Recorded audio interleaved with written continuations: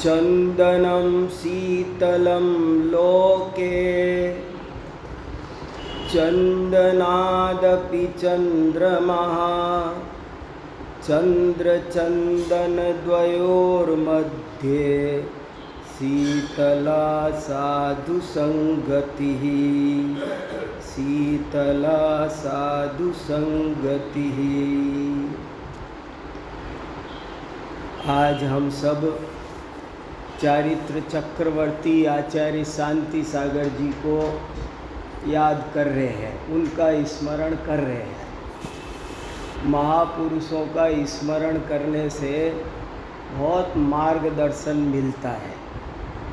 वे भी एक बहुत बड़े व्यक्तित्व थे।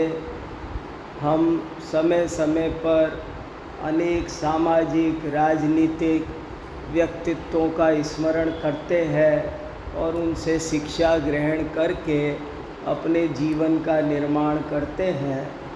तो आचार्य शांति सागर जी महाराज से भी हम क्या सीखें, इस बारे में मैं आज कुछ चर्चा आपके बीच रखता हूँ। चारित्र चक्रवर्ती शांति सागर जी महाराज को मैंने प्रत्यक्ष तो नहीं देखा है और मुझे लगता है यहाँ किसी ने भी नहीं देखा होगा, क्योंकि उनको गए 70 वर्ष हो गए हैं।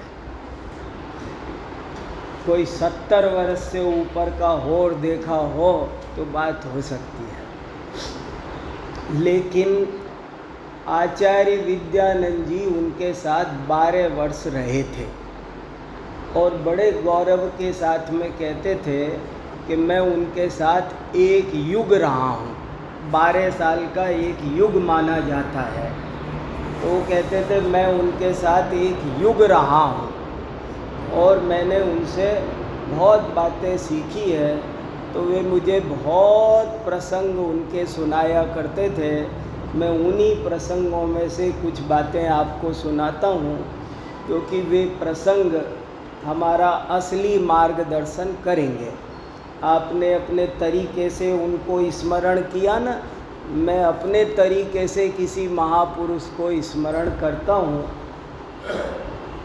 आचार्य विद्यानंद जी भी ये बात बहुत कहते थे कि चित्र से ज़्यादा इम्पोर्टेंट चरित्र होता है। केवल चित्र की पूजा करना पर्याप्त नहीं है, उनके चरित्र का स्मरण करो, उनके चरित्र का अनुकरण करो, ऐसा वे बार बार कहते थे। और ये जो मैंने मंगलाचरण के रूप में एक श्लोक बोला है, वो संस्कृत का एक बहुत प्राचीन श्लोक है, जिसको शांति सागर महाराज भी बहुत सुनाते थे और विद्यानंद जी भी बहुत सुनाते थे। श्लोक तो पुराना है, संस्कृत का सुभाषित है, लेकिन वे इसका जो अर्थ करते थे वो बहुत समझने लायक है। बहुत बढ़िया श्लोक है और इस श्लोक का ये अर्थ किसी का ध्यान नहीं जाता है इस ओर। तो पहले तो मैं वो आपका ध्यान आकर्षित करना चाहता हूँ कि देखो क्या कहा और कैसे चीज़ों को समझा जाता है। इस श्लोक में लिखा, चंदनम शीतलम लोके। बोले इस पृथ्वी पर सबसे ज़्यादा शीतल वस्तु कोई है तो वो चंदन है। चंदन से ज़्यादा शीतल वस्तु इस पूरे भूमंडल पर कहीं नहीं है। लेकिन हाँ, यदि भूमंडल छोड़कर नभोमंडल देखो तो चांदनी इससे भी ज़्यादा शीतल है। तो बोले भूमंडल पर चंदन सबसे शीतल है और पूरी दुनिया की तुलना कर लो, भूगोल और खगोल दोनों को मिला दो तो चांदनी सबसे शीतल है। लेकिन वो कहते, श्लोक की नीचे की लाइन में लिखा, लेकिन संपूर्ण विश्व में षट द्रव्यात्मक लोकालोक में यदि कोई सबसे ज़्यादा शीतलता देने वाली वस्तु है तो उसका नाम साधु संगति है। श्लोक फिर सुनो आप, श्लोक सुनने लायक ही नहीं, याद करने लायक है। चंदनम शीतलम लोके चंदनादपि चंद्रमा चंद्र चंदन द्वयोर्मध्ये शीतला साधु संगति। बोले देखो, एक तरफ चंदन शीतल कहा जाता है, एक तरफ चंद्रमा शीतल कहा जाता है, लेकिन वास्तव में साधुओं की संगति ही सच्ची शीतलता प्रदान करने वाली चीज है। इस विश्व में कोई शीतलता दे सकता है तो वो साधु संगति है। अब ये तो श्लोक हो गया, लेकिन मैं आपका ध्यान दिलाना चाहता हूँ इस श्लोक का वो जो अर्थ करते थे। अब कोई क्या समझेगा कि साधु के पास जाके बैठ जाओ बस इतना अर्थ करेगा। उन्होंने कहा ऐसा क्यों होता है कि चंदन, चंद्रमा इत्यादि सभी लौकिक वस्तुएं थोड़ी देर के लिए शरीर को उपचार से शीतलता पहुंचा सकती है, पर परमार्थ से साधुओं के वचन, उनका दर्शन ज्ञान चारित्र, उसकी समझ वो जीव को सच्ची शीतलता पहुंचाती है। क्योंकि असली संताप तो मोह का है और चंद्रमा और चंदन उस मोह ताप को दूर कर सकते नहीं है। जिनवाणी का मतलब ये बात वे बार बार कहते थे और समंत भद्राचार्य ने एक श्लोक शीतलनाथ भगवान की स्तुति में लिखा है, जो आपने मुझसे कई दफ़े सुना होगा। उस श्लोक में ये बात लिखी है, इसका प्रमाण दे रखा है। न शीतलाश्चंदन चंद्र रश्मयः न गांगमंबो न चहारयष्टयः यथा मुनेस्ते नगवाक्य रश्मयः समाम्बुगर्भा शिशिरा विपश्चितां। संसार में न गंगा जल, न मोती का हार, न चांदनी, सब चीज़ें उपचार से शरीर को शीतलता पहुंचाने वाली कही जाती है, पर वास्तव में सच्ची शीतलता तो जिनवाणी से प्राप्त होती है। तो मेरा कहने का मतलब ये है कि श्लोक पर बाह्य अर्थ कर जाना अलग बात है और उसका आध्यात्मिक अर्थ पहचानना वो बड़ी बात है। शांति सागर जी महाराज भी आध्यात्मिक प्रकृति के बहुत थे।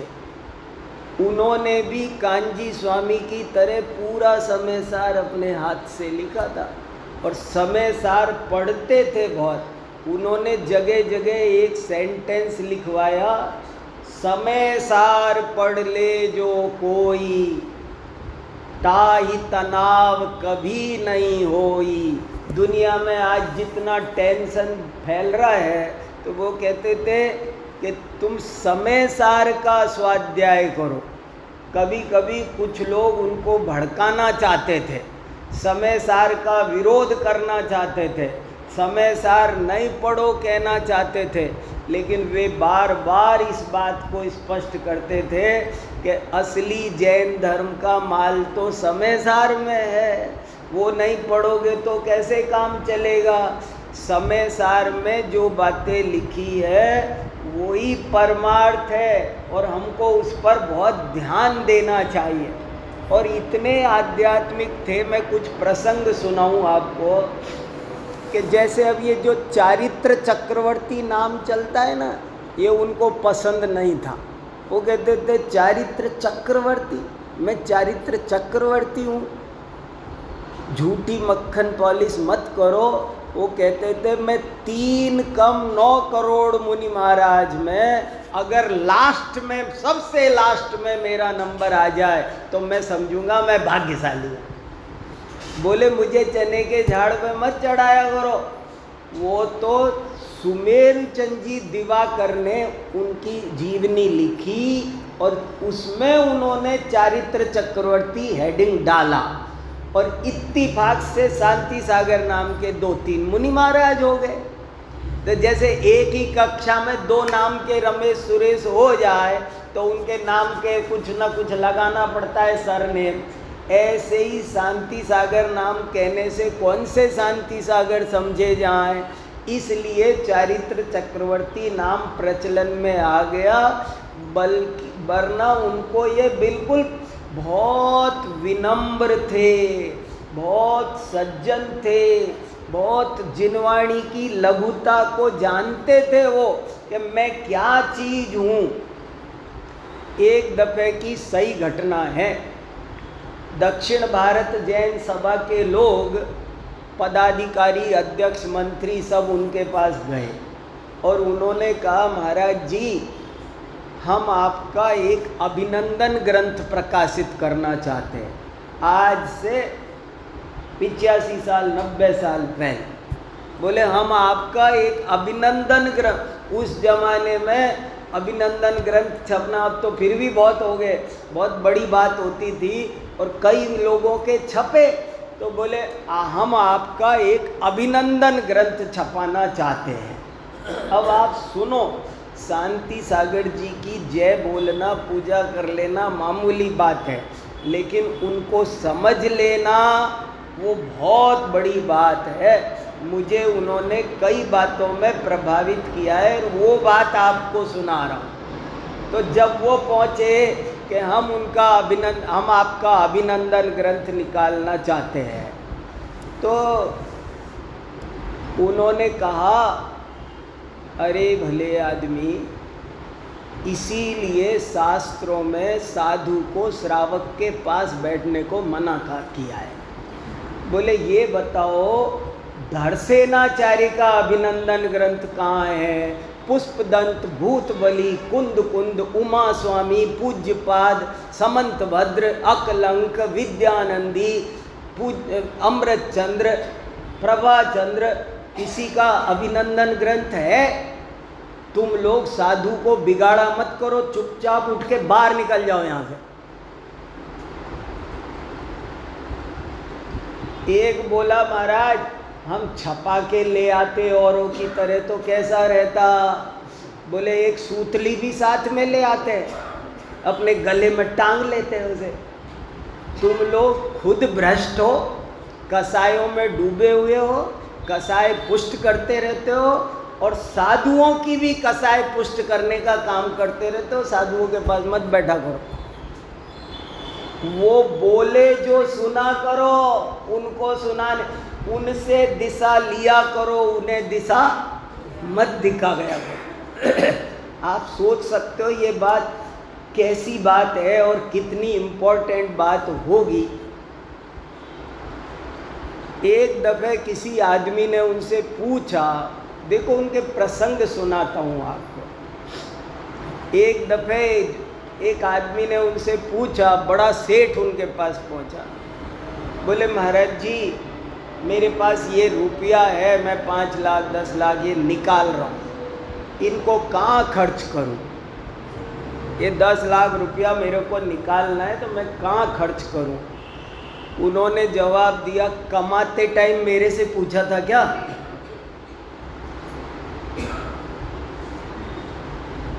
जब तुमने कमाया था मेरे से पूछा था क्या?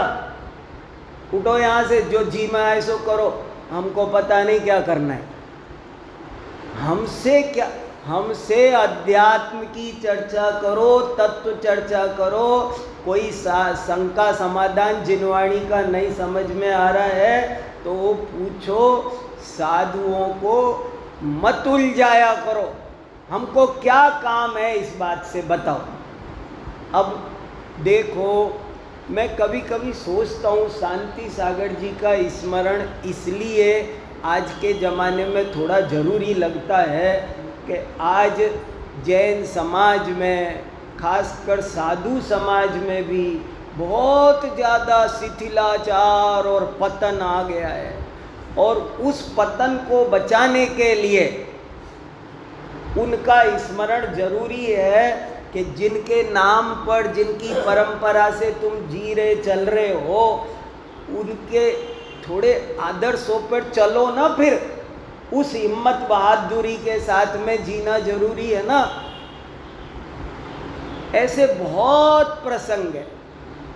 एक दफे किसी ने पूछा, उस समय विधवा विवाह होना चाहिए कि नहीं, ये आंदोलन बहुत चलता था और कितने ही लोग समर्थक थे, कितने ही लोग विरोधी थे। तो उनसे पूछा, महाराज जी विधवा विवाह होना चाहिए कि नहीं? उन्होंने कहा,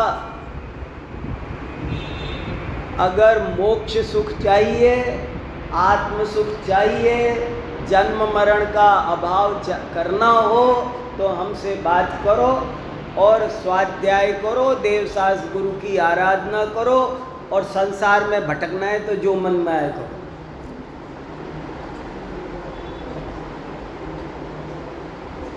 मैंने बहुत नपा तुला उत्तर वो देते थे, आगम की अवहेलना ना हो जाए इसका बड़ा ध्यान रखते थे। वे चलते थे तो कहते थे, रास्ते में किसी को ये मत बोलो कि तुम हटो। ऐसे बोलते हैं ना, सब आजकल चलते हैं, हल्ला मचाते चलते हैं। एक साधु का विहार होता है तो तमाशा हो जाता है, और वो हल्ला मचाते हैं जयकारों के बीच को, हटो हटो हटो हटो हटो सब हटो। बोले नहीं, चुपचाप शांति से निकलना चाहिए और किसी को हटो नहीं बोलना चाहिए। किसी को हटो बोलने से पाप लगता है। आप सोचो, किसी को हटो, क्यों? सड़क मेरे बाप की है, वो भी सड़क पे चल रहे हैं। वो कहते थे मैं चौकी पर बैठ रहा हूँ और पिच्छी चलाता हूँ, ये भी दोष लगता है साधु को। चींटी को क्यों हटाना? चींटी छोटा जीव है ये समझ के उसको हटाना। शेर होता तो नहीं, एक शिला पर आप बैठना चाह रहे हो और वहाँ 2-4 चींटियाँ हैं तो आप हटा रहे हो, क्यों? शेर होता तो, बिच्छू होते तो, सांप होता तो तुम हटते ना। दूसरे को मत बदलो, दूसरे को मत हटाओ, अपने को हटाओ। सोचो, उनका मन देखो इन घटनाओं के पीछे कि उनका मन कैसा रहता था, और उससे हमको कितनी प्रेरणाएं मिल सकती है। बहुत सारी बातें, बहुत संदर्भ मुझे ये बताया करते थे महाराज जी। बोले देखो, एक दफे की बात है कि आचार्य श्री का विहार हो रहा था, तो विहार में एक गांव आया, तो एक साधु बोला ये मेरा गांव है। वो अपना बचपन का गांव होगा उनका, तो उन्होंने अपने बगल में एक साधु से कहा, ये है ना, ये हमारा गांव है, ये मेरा गांव है। शांति सागर महाराज ने सुन लिया, बोले आज उपवास करना है, प्रायश्चित्त लेना है। अभी भी मेरा गांव बच गया क्या? मेरा गांव तेरा गांव क्या होता है? तुम साधु बन गए, अब तुम्हारा कोई गांव। तुमको ये विकल्प कैसे आया कि ये मेरा गांव? बताओ। अब आज कितनी सोचने की जरूरत है धर्माराधकों को कि ये मेरा गांव, ये मेरी मम्मी, ये मेरे पापा, ये मेरा भाई, ये फलाना, ये संसार अवस्था के गृहस्थ क्या तमाशा लगा रखा है। बोले जन्मदिन नहीं मनता साधु का। साधु जिस दिन दीक्षा लेता है उस दिन सारा खाता खत्म, नया जन्म शुरू। दीक्षा नाम क्यों बदलते हैं? भाव पाउड में लिखा है कि दीक्षा के पहले की सारी कहानी डिलीट कर दो। याद करोगे तो दोष है, याद करने में दोष है। पिछले से लिंक क्यों जोड़ा? बताओ। बोले तुमको अभी तक मेरा गांव ध्यान आ रहा है। एक दफे की और घटना है दूसरी। एक दफे साधु संग विहार कर रहा था, बगल में गन्ने का खेत था। तो एक मुनि बोले, वाह क्या गन्ने हैं, बड़े ताजा मीठे मीठे, बहुत अच्छे मोटे मोटे गन्ने की तारीफ करी। महाराज ने सुन लिया, फिर उसको भी बोले प्रायश्चित्त लेना है। साधु जीवन किसे कहते हैं? एक दफे एक मुनि महाराज सीढ़ी उतर रहे थे, ऐसे पीछे हिलाते ऐसे, वो भी देख लिया, बोले प्रायश्चित्त लेना है, ये खिलौना है। गंभीरता, मुनि बनना बच्चों का खेल नहीं है। लोगों ने खेल समझ रखा है, उनसे बहुत बातें सीखी जा सकती है। एक दफे की घटना है कि एक मुनि महाराज को पैर में कांच चुभ गया और लहूलुहान हो गए, खून खच्चर हो गए। तो कोई दूसरे चुल्लक जी मुनि महाराज पहुँचे, आचार्य श्री बोले वो उनके पैर में कांच चुभ गया, और तो बोले उनसे बोलो आज उपवास करे, प्रायश्चित्त है आज। बोले वो कैसे? महाराज आपको दया नहीं आ रही?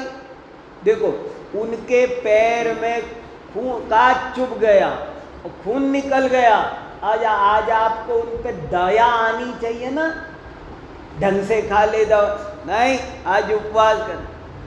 उनसे पूछा आपने क्यों ऐसा प्रायश्चित्त दिया? बोले उनके कांच चुभा, इसका मतलब है वे ईर्ष्या समिति पूर्वक नहीं चल रहे थे।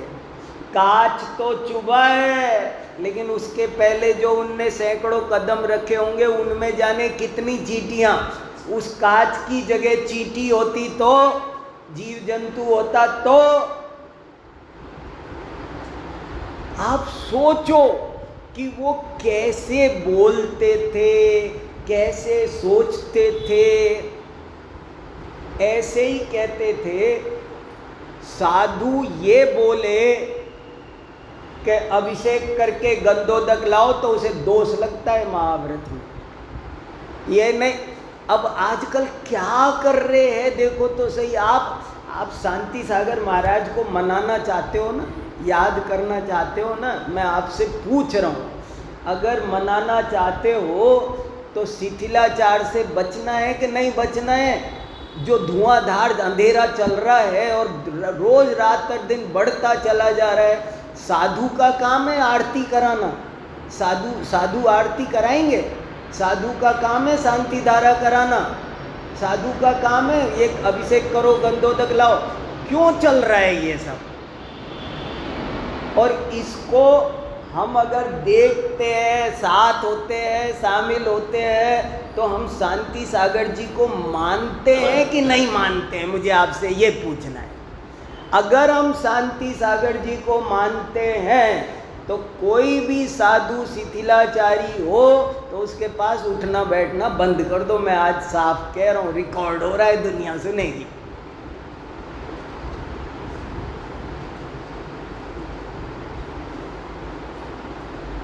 नहीं बताओ डीके जैन साहब, आप विचार करो, उनके प्रसंग तो विचार करो, जीवन की चर्या का तो विचार करो। जब उनका अंतिम समय चल रहा था, बिल्कुल अंतिम समय, 3-4 दिन 5 दिन बचे होंगे कुंथलगिरी में, तो पंडित कैलाश चंद जी सिद्धांताचार्य उनके दर्शन करने गए, मिलने गए, और उनसे एक प्रश्न पूछा। अब देखो आप मेरी इन सब बातों को खाली सुनना नहीं, इनको गुनना, इनको समझना गहराई से, मैं ऐसे ही नहीं बता रहा हूँ। तो उनसे पूछा कि महाराज अब आप तो जा रहे हो, हम किसकी शरण में रहेंगे? प्रश्न देखो क्या प्रश्न पूछ रहा है। बोले हम किसकी शरण में रहेंगे, अब आप तो जा रहे हो।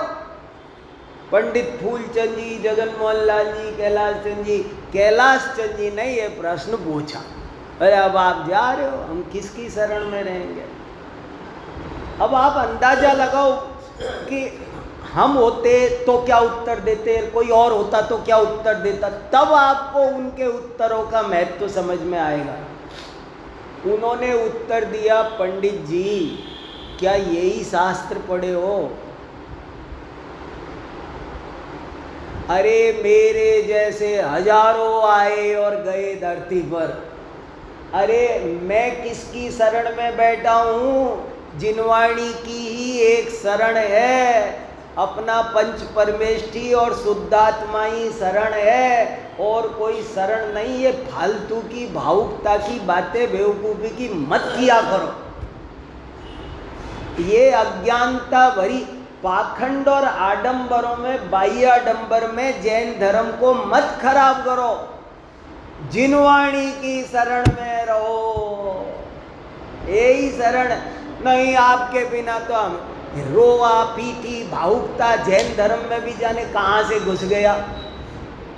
अरे वंदे तद्गुण लब्धये, हम तो तीर्थंकरों को भी, लिखा है विसापार स्तोत्र में कि जो भगवान को बाह्य परिचय से उनकी स्तुति करते हैं, वे स्तुति नहीं करते, उनका अपमान करते हैं। ऐसा लिखा, तेव गायन्ति कुलम प्रकाश। जो भगवान को बाह्य परिचय से जानते हैं, उनकी स्तुति करते हैं, वे उनकी स्तुति नहीं करते, अपमान करते हैं। ऐसा साफ साफ लिखा है, अपमान करते हैं।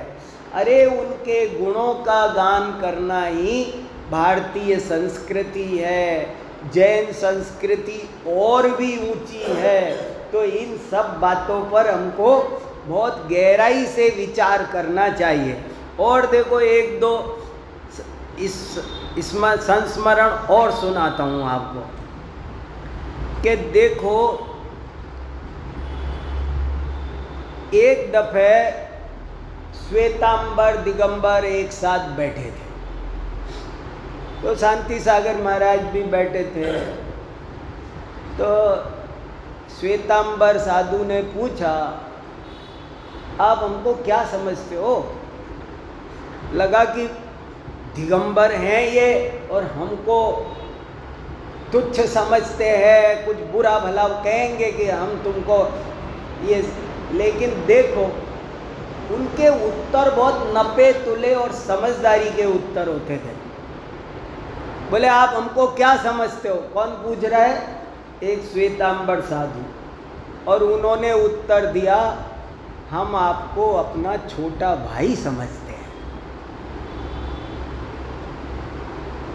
मैं सोचता हूँ ये उत्तर बुद्धिमत्तापूर्ण है बड़ा। अगर कुछ और बोलो माने अप एंड डाउन जाएगा, कुछ गड़बड़ होगा। इसका उत्तर कुछ दो तो या तो गलत हो जाएगा, वो जरूर ऊपर या नीचे जाएगा। लेकिन उन्होंने सब कुछ कह दिया कि हम आपको अपना ही छोटा भाई समझते हैं। इसमें एकता, प्यार और जो स्थिति की दुर्बलता है, कमी है, वो भी आप इसमें कमी भी बता दी, आक्रोश की शांति भी कर दी। मुझे ये उत्तर बहुत प्रभावित करते हैं। ऐसे और भी बहुत सारे संस्मरण हैं जो मुझे विद्यानंद महाराज सुनाते रहते थे, और उनको सुन सुन करके मेरे को बहुत अच्छा लगा, मैं बहुत प्रभावित हुआ। और धर्म अध्यात्म क्या होता है, ये सब चीज़ें हमको बहुत अच्छे से समझना चाहिए। उनकी ये गाथा वही बहुत ज़्यादा सुनाया करते थे। आदहिदम कादव्वम जदि सकदि परहिदम पिकादव्वम। बोले अपना हित करो, दुनिया को सुधारने के चक्कर में मत पड़ो। ऐसी निवृत्ति में भावना, शांति से अपनी आराधना करना, अपने को ज़्यादा लाइट में लाने की अभिलाषा नहीं रखना, आगमानुकूल चर्या करने की पूरी पूरी कोशिश कर।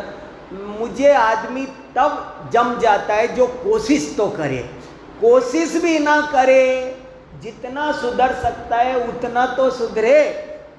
हालांकि एक दफे किसी ने उनको शिथिलाचार की सलाह दी थी। देखो ये भी उसमें लिखा भी है उनकी चारित्र चक्रवर्ती में।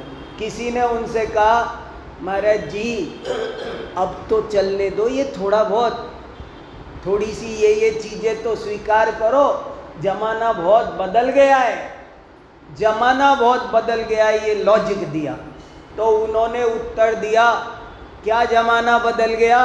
सूरज बदल गया, चांद बदल गया, नदी बदल गई, पहाड़ बदल गए, क्या बदल गया? बोले कुछ नहीं बदला। कौआ वैसा ही होता है कि नहीं, तोता वैसा ही होता है कि नहीं, शेर वैसा ही होता है कि नहीं। वो फटकार देते थे। कभी भी शिथिलाचार का पोषण, देखो मैं दो बात समझता हूँ, गृहस्थों की ड्यूटी है कि साधुओं को शिथिलाचार की सामग्री ना दे, और उस तरह का लोग रात को क्यों मिलने जाते हैं दरवाजे खटखटा कर, मेरी समझ में नहीं आ रहा है।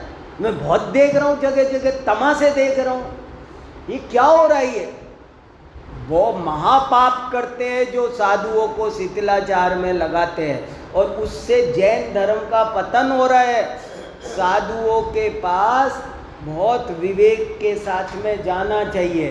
उनको कोई शिथिलाचार के हमारे निमित्त से वो शिथिलाचार का पोषण करे तो हमसे ज़्यादा पापी कोई नहीं होगा, याद रखना। और दूसरा बात मुझे मुनियों से कहना है कि अगर श्रावक ऐसे हो भी जाए तो तुम शांति सागर जैसे बन जाओ, फटकार के उठा के भगा दो। बोलो कोई आया कि हमें अभिनंदन ग्रंथ छपा, बोलो उठो यहाँ से। देखो उन्होंने क्या दिमाग लगाया कि भैया महापुरुषों के कहाँ हैं, मैं कहाँ हूँ, 3 कम 9 करोड़ मुनि महाराज मैं, मेरा नंबर यदि सबसे अंत में भी आ जाए तो मैं समझूंगा मैं भाग्यशाली हूँ। बहुत बातें सुनाई, अब अंत में उनके 5 वाक्य सुनाकर, वो जो मुंह से 5 सूत्र बोलते थे वो सुनाकर मैं बात पूरी करता हूँ। मुझे उनके 5 वाक्य बहुत मेरा मन करता है जैसे पंचसूत्र, पर जैसे नेहरू जी ने पंचसूत्री दी है, ऐसे मैं शांति सागर महाराज के 5 वाक्यों को बहुत अच्छा मानता हूँ, और वो 5 वाक्य आपको सुनाना चाहता हूँ। एक वाक्य सुनो, एक तो ये सुना, पहला तो आपको सुना दिया मैंने। समय सार पढ़ ले जो कोई, ताहि तनाव कभी नहीं होई। समय सार आध्यात्मिक विद्या, तुरंत बीपी नॉर्मल हो जाए, सब राग द्वेष समता भाव में आ जाए। एक तो ये वाक्य मुझे बहुत प्रभावित करता है। दूसरा एक वाक्य सुनो उनका, जो वो बार बार कहते थे ना, वो वाक्य सुना रहा। एक वो बोलते थे, चींटी बनकर चीनी खाओ, हाथी बनकर गन्ने का खेत मत उजाड़ो। समझना, सुनो ध्यान से सुनो, ये जरा 2 घंटे सोचोगे ना तब सब महिमा आएगी। मैं सालों से सोच रहा हूँ ना, इसलिए मेरे अंदर रस टपक रहा है।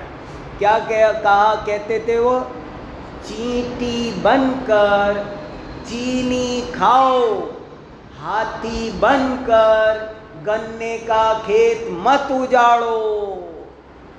अल्पारंभ परिग्रह सुख का रास्ता है। ये ज़्यादा परिग्रह है ना, अभी हमारे घर में व्हाइट वॉश चल रही है,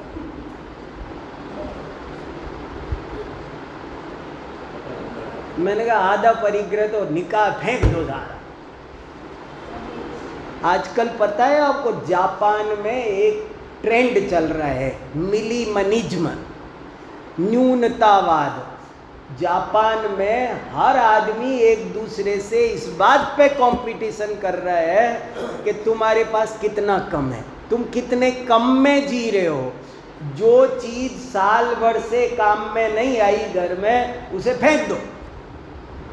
ढेर परिग्रह किस काम का? चीटी सुखी रहना हो, मीठा लेना हो, सबकी शांति का मार्ग है, विश्व शांति का मार्ग है मिनिमलिज्म। चीटी बनकर चीनी खाओ, हाथी बनकर क्या करोगे? हाथी क्या करता है? गन्ने के खेत में घुसेगा, 4 गन्ने खाएगा, 40 गन्ने तोड़ेगा। बड़ा काम फैलाओगे तो ये लॉस होगा, थोड़ा काम करो। चीटी चीनी खाओ, जरूरत के 2 कपड़े रखो, बेजरूरत के 100 भर रखे। चीटी, मुझे ये वाक्य बहुत प्रभावित करता है। चींटी बनकर चीनी खाओ, हाथी बनकर गन्ने का खेत मत उजाड़ो। फिर देखो एक और इम्पोर्टेंट वाक्य सुनो, अज्ञानी का गुरु बनने की बजाय ज्ञानी का शिष्य बनना अच्छा है। क्या? अज्ञानियों का गुरु बनने की बजाय, कितना बढ़िया सेंटेंस है। देखो क्या लिखा, अज्ञानियों, माने 1,00,000 अज्ञानी मिल जाए और मुझे गुरु मान ले, ये बात बढ़िया है, या किसी एक ज्ञानी का मैं शिष्य बन जाऊं, इसमें मेरा फायदा है। वो कहते थे अज्ञानियों का गुरु बनने की बजाय ज्ञानी का शिष्य बनने में ज्यादा फायदा है। किस चक्कर में पड़े हो? फिर हाँ, सचमुच नहीं। देखो, हजारों अज्ञानियों का मैं गुरु बन जाऊं, दुर्गति का कारण है। वो मुझे गलत मिसगाइड करेंगे, मैं अहंकार में मर जाऊंगा। और ऐसा ही हो रहा है। 90% लोग अज्ञानियों के गुरु बन करके अपने आप को बड़ा समझ रहे हैं। ज्ञानी के चरणों में बैठो। ज्ञानी की डांट भी काम की है, और अज्ञानियों की प्रशंसा और माला वो भी तुमको गड्ढे में डालने वाली है।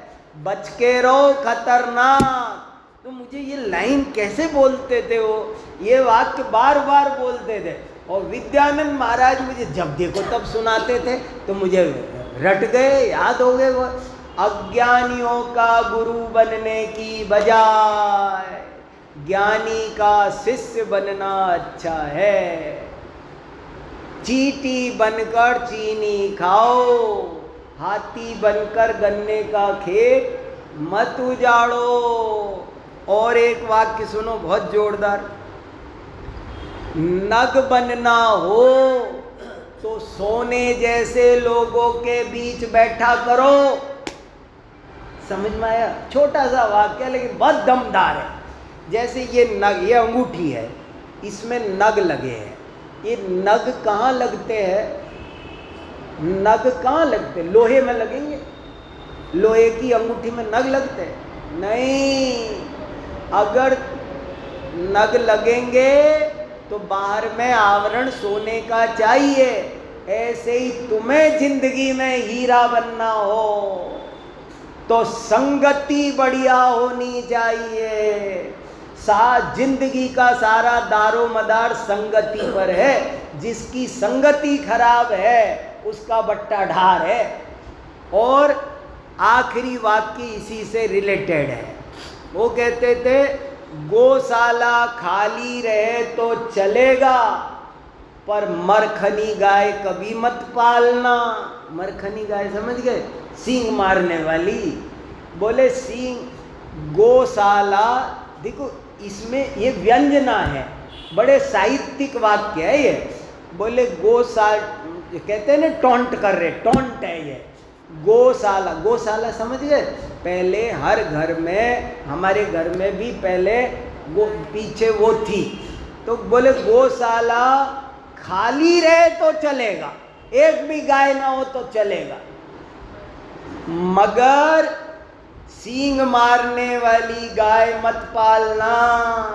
कहने का मतलब अच्छी संगति ना मिले तो गलत संगति मत करना, अच्छे साधु ना मिले तो बुरे साधु को मत मानने लग जाना। कोई मिलता नहीं है, हम क्या करें, ऐसे नहीं। गौशाला खाली रहे तो चलेगा, पर सींग मारने वाली गाय मत पालना। नग बनना हो तो सोने, मुझे ये लाइन बहुत बढ़िया, सत चाणक्य ने लिखा है, सत्संगः स्वर्गवासः। तो ये 5 उंगलियों पर 5 वाक्य फाइनल रिपीट करता हूँ, बहुत इंपॉर्टेंट वाक्य है। देखो, किसी भी महापुरुष के गुणों का, वंदे तद्गुण लब्धये, उनके गुणों का चिंतन करो, कथन करो और उनको यथाशक्ति जीवन में उतारो, यही उनकी पूजा आराधना होती है। देखो 5 वाक्य फिर सुना रहा हूँ आपको। समय सार पढ़ ले जो कोई, ताहि तनाव कभी नहीं होई। दूसरा, चींटी बनकर चीनी खाओ, हाथी बनकर गन्ने का खेत मत उजाड़ो। रिसोर्सेज बर्बाद कर रही है ना आजकल दुनिया बहुत। तीसरा बात, अज्ञानियों का गुरु बनने की बजाय ज्ञानी का शिष्य बनना अच्छा है। चौथा वाक्य, यदि नग बनना चाहते हो तो सोने जैसे लोगों के बीच उठना बैठना शुरू करो। और 5वां वाक्य, गौशाला खाली रहे तो चलेगा,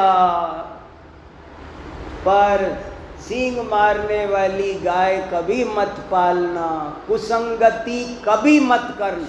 बिना संगति के चलेगा, पर कुसंगति बर्बाद, भव खराब कर देगी। इसलिए ये बात बहुत महत्वपूर्ण है, हम सब इन बातों पर गहराई से ध्यान दें, चिंतन करें और अच्छे से धर्म और अध्यात्म की आराधना करें, अपना मनुष्य भाव सफल करें। इसी पवित्र भावना के साथ मैं अपनी बात को यहीं पूरी करता